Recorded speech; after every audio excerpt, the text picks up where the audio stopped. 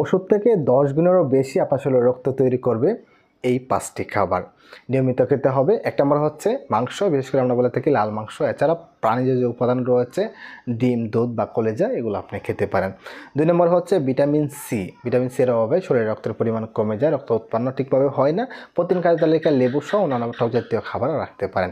3 নম্বর হচ্ছে শাকসবজি, বিশেষ করে আমরা বলে থাকি যে রঙিন যে শাকসবজি রয়েছে সেগুলো আপনি খেতে পারেন। রঙিন শাকসবজিতে প্রচুর পরিমাণ আয়রন রয়েছে। এছাড়াও যে উপাদানগুলো রয়েছে শরীরের জন্য খুবই দরকারি।